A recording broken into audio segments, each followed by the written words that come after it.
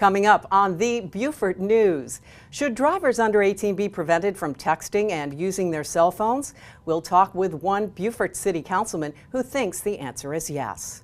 Also ahead, find out what's being done to lobby against massive military spending cuts that many say would take a huge toll on the health of our local economy. Keep watching Beaufort. Your news starts now.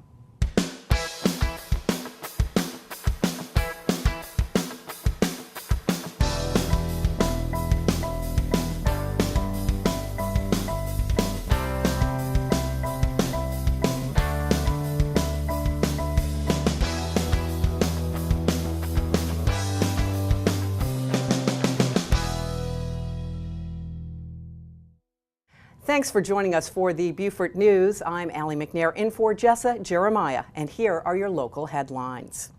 A Beaufort County woman has filed lawsuits against the Beaufort County School District, State Board of Education, and two companies providing services to the district with regards to the treatment of her disabled son. The lawsuits claim the student was sexually assaulted between May and December of 2010, that he was secluded and inappropriately punished during that time period. The district has not commented on that issue. No criminal charges have been made at this time. There's no debating that one UPS driver in Beaufort County did far more than his job description required last week. On the evening of Wednesday, July 25th, the driver of a car carrying 7 people lost control of that vehicle, which landed in a marsh near Harbor Island Bridge. UPS driver Eric Logan, who was working his regular route, witnessed the accident, approached the car, and discovered the driver slumped over the steering wheel. Logan immediately removed 5 children, one at a time, from the back of the vehicle and carried them to safe ground. He then performed CPR on the driver until he was responsive and helped another passenger to safety. After turning the family over to emergency medical services, Logan went on to complete his daily UPS route covered in mud. On Thursday, everyone was checked out of the hospital and all are doing fine. Well, deputies responded to a report of a gunshot victim at 14 Ladson Road on St. Helena Island early on Monday afternoon. According to family members who witnessed the incident, the victim, Quentin Ventris, was standing outside the home when the shooter approached from behind and began firing multiple rounds. Ventris sustained 1 wound, which was not life-threatening. Witnesses identified the shooter's car as a gold Honda Accord, which deputies pulled over in a traffic stop near Folly Road minutes later. Authorities say the suspect, 38-year-old Andrew Graham of Beaufort, was arrested and charged with 1 count of attempted murder in connection with the shooting. Sheriff P.J. Tanner is expected to propose an ordinance to the Beaufort County Council that would revoke business licenses at establishments that originate high rates of service calls, as well as mandate a county-wide 2 a.m. closure for all businesses that have a liquor license in Beaufort County. The proposal comes after significant violent crime increases at nightclubs on St. Helena Island over the course of the last 8 months, particularly, according to the Sheriff's Office, at the Midnight Soul Patrol. The town of Hilton Head Island has a similar ordinance, and Tanner believes the county should adopt a similar plan. The Beaufort County Sheriff's Department says it has responded to calls at the Midnight Soul Patrol 28 times since January of 2011, including an incident during which 2 men were shot to death and 2 wounded in June of this year. Well, 200 Beaufort County students will head back to school with new backpacks and Walmart school supplies, thanks to Hargray Communications. For the 3rd year in a row, Hargray was the lead sponsor of the Beaufort Back to School Expo. A company spokesperson says showing the community its support of students and their families makes the backpack program a rewarding experience. Hargray is currently running a back-to-school upgrade promotion where anyone signing up or upgrading to its 10 megabytes per second Hargray high-speed internet has the option to keep or donate a new backpack provided by Hargray. That promotion runs through August 31st. The Beaufort County Sheriff's Office is inviting all citizens who live in or work in Beaufort County and are at least 18 years of age to attend its upcoming 30th session of its Citizens Police Academy. The Beaufort class will begin September 4th and continue for 10 weeks at the Law Enforcement Center located at 2001 Duke Street from 6 to 9 in the evening. Participants learn about the Sheriff's Office and meet with the department's top decision and policy makers. If you'd like more information, you can contact Staff Sergeant M. Jennings at this number, 843-255-3287. Now here's a look at news that's happening around the state. A former Anderson County councilman has pleaded guilty to mail fraud charges in connection with a multi-million-dollar Ponzi scheme. U.S. Attorney Bill Nettles says Ronnie Wilson pleaded guilty in Greenville to 2 counts of mail fraud. He will be sentenced later and faces up to 20 years in prison. Authorities say Wilson told customers he was buying and selling silver, but instead was using the money for his own purposes. Investigators think he lost $60 million of the $90 million that people had invested with him. South Carolina Governor Nikki Haley's husband received orders from the South Carolina National Guard this week, and he's expected to serve in Afghanistan beginning on January 1st. A spokesperson with the governor's office says Lieutenant Michael Haley is a military technician for the South Carolina National Guard and a Medical Service Corps officer in the Army National Guard. Michael Haley has served as a platoon leader and as an executive officer and commander of an area support medical company. He will be deployed for 1 year. Now, if you'd like more information on these headlines, please reference the media sources you see listed on your screen. Also, you can like us on Facebook or follow us on Twitter. Coming up, we have your hot off the press report as Buck Boone from the Island News joins us when we return. Stay right there.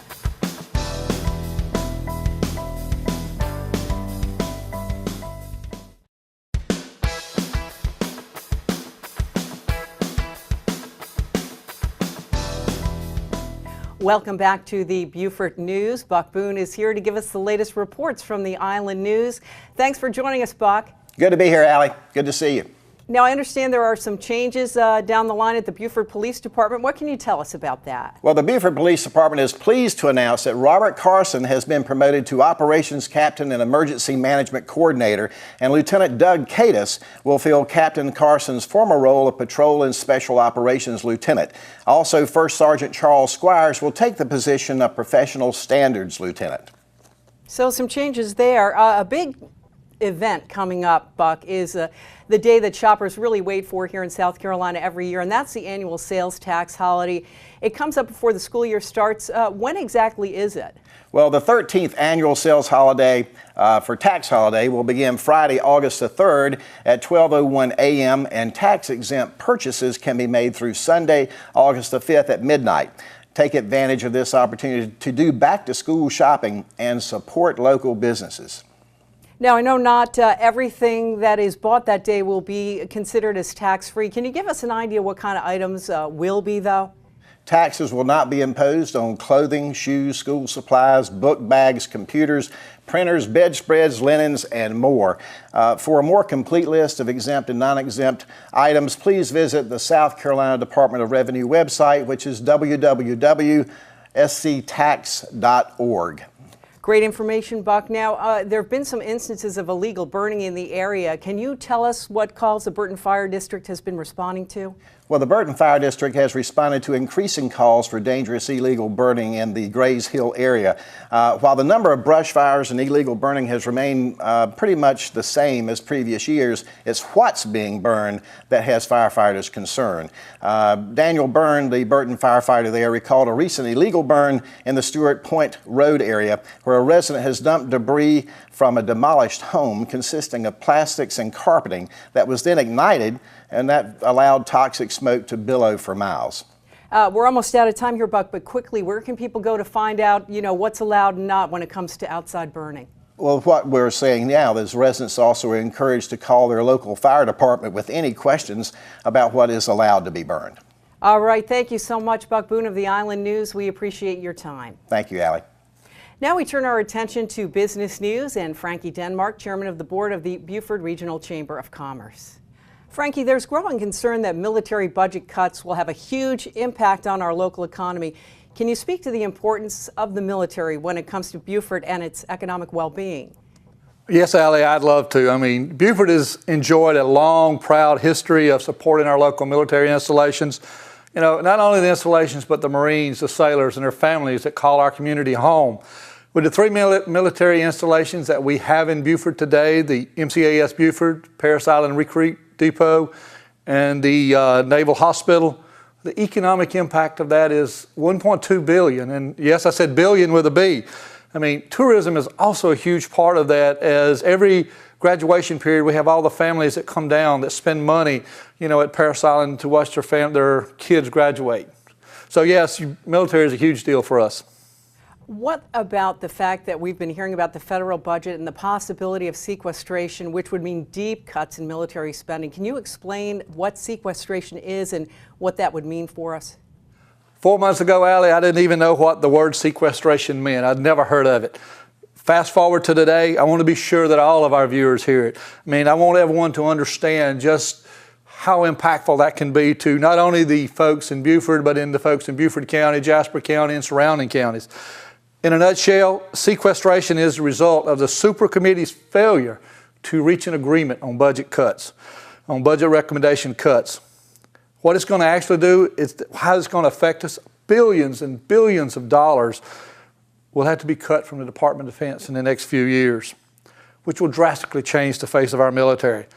As the political climate in Washington continues to waver, we at the Chamber remain focused on doing our part in stopping sequestration and protecting our nation's defense. Well, you mentioned D.C., and I know you are a member of the Military Enhancement Committee that spent time there in our nation's capital last week. What was accomplished? One of our main goals was to show the value of the Beaufort's 3 installations, and we had a lot of help from, the folks that we met with in the Pentagon. Ms. Shannon Erickson with our South Carolina delegation was helpful. She went with us, and others. Our main goal was to show the importance of stopping sequestration and also showing the value of Beaufort's 3 military installations. Well, this is an issue, Frankie Denmark, that will be with us for quite a while. I'm sure we'll have you back here on the Beaufort News. Board Chairman of the Beaufort Regional Chamber of Commerce, thank you for joining us here on the Beaufort News. Thank you for having me. Well, coming up, we'll find out about one councilman's plan to ban texting and cell phone use for all drivers under 18. Keep watching for more Beaufort News.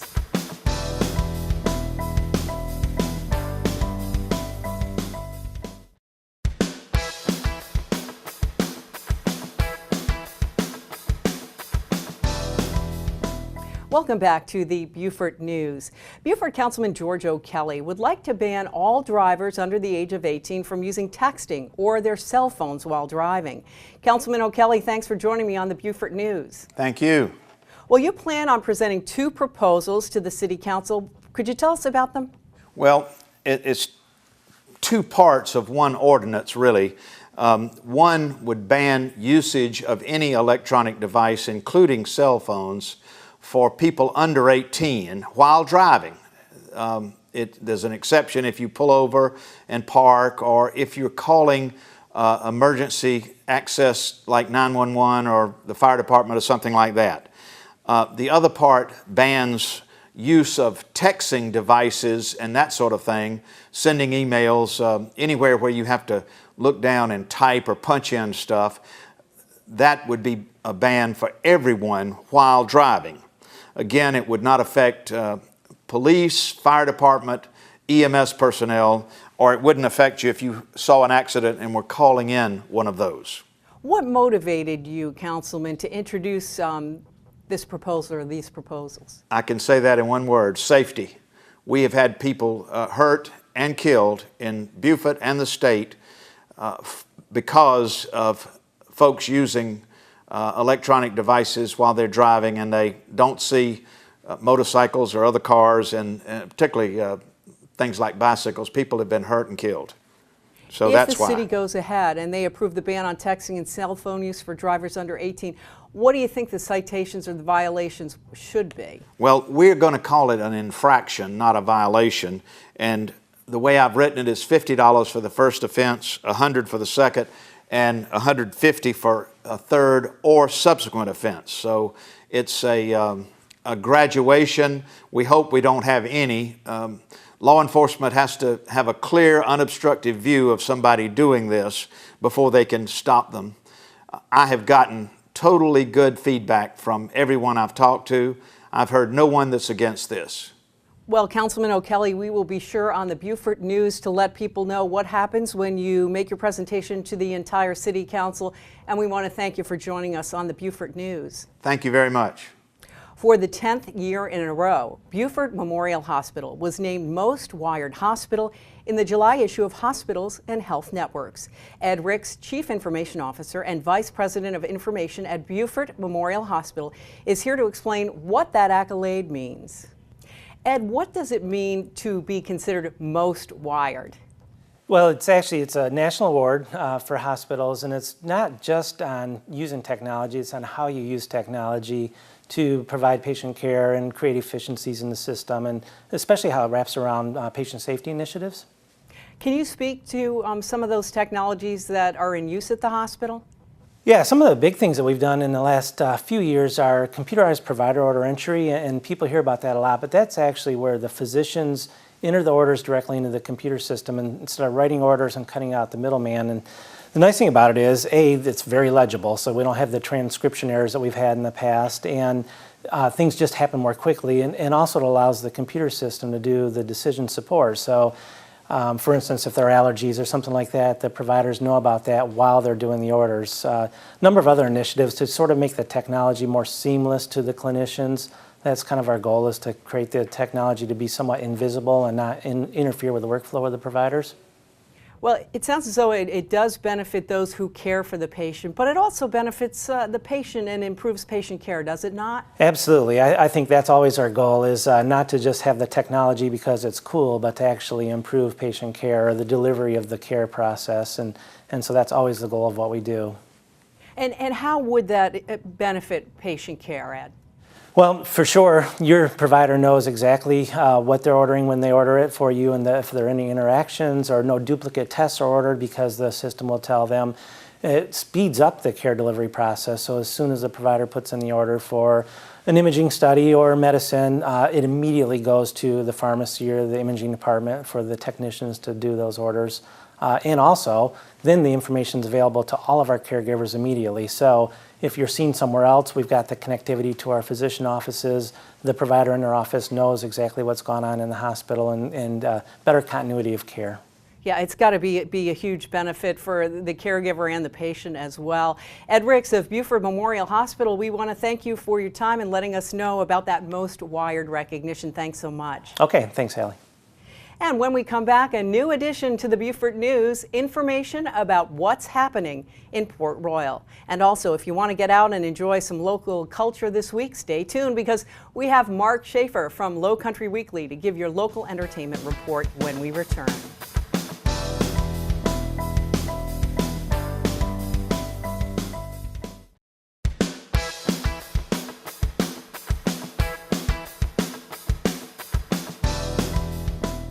Welcome back to the Beaufort News. We're pleased to announce the addition of the Port Royal News to our program. Joining me now on the Beaufort News is Port Royal Councilman Joe Lee. Councilman, great to have you on the program. Thanks so much. Thank you for inviting us. We look forward to this. And what kind of news will you be bringing us from Port Royal? Well, Allie, what we hope to do is give you a little bit of business update on businesses in Port Royal. And also news about events that are coming up, because we have a tremendous number of events throughout the year. We'll give everybody a heads up on that.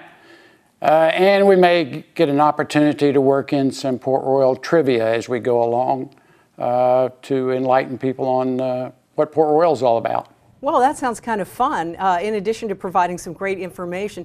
Now, I know there's some good news on the business front. Can you tell us about that? Yes, Allie, we're really pleased that a new restaurant, Fat Patties, is about to open over on Paris Island Gateway. They haven't announced the exact day, but we know it's getting very, very close. And in the same area, across Paris Island Gateway from Fat Patties, we've just approved a new business. A Waffle House will be constructing a new restaurant there. All of their approvals have been given, and they've paid all their fees, and they're ready to start. So the whole area there will see a lot of activity. Now, Port Royal is famous for its events. What do you have coming up? Well, the big event that people wait for is our street concert series. We have one in the spring and one in the fall. Our next, the first of the fall series this year will be on August the 11th. We close off a portion of Paris Avenue, and we invite people to bring their coolers and their food and come and sit in the street and listen to some great music. It starts at 6:30, and it'll be August the 11th. That's a Saturday. In case of rain, we move the event to the Shed property, which is right near Town Hall. We will have 3 more concerts they'll be every other week running into September, and that'll end our fall series. Then after that, in October, on October the 20th, is our annual Festival of the Seas event. Well, Councilman Joe Lee of Port Royal, we will have more information on upcoming Beaufort news programs about what's happening in Port Royal. Thanks for all that information today. Thank you, Allie, and I appreciate the opportunity.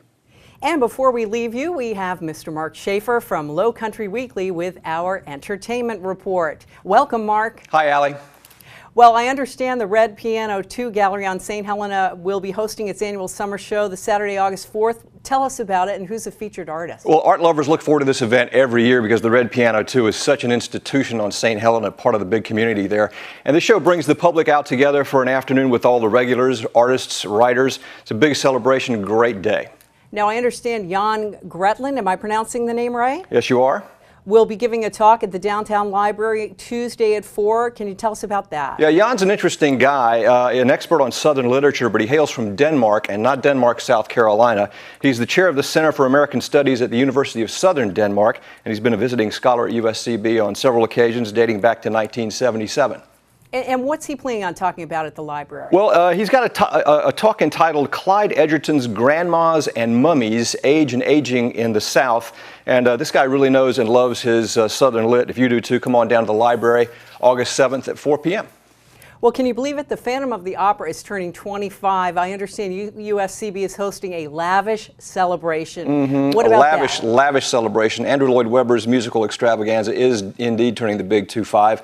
And USCB is screening a production in high def. It's set at London's Royal Albert Hall. If you're a fan of the Phantom, you don't want to miss this. Over 200 original cast members will be part of the tribute.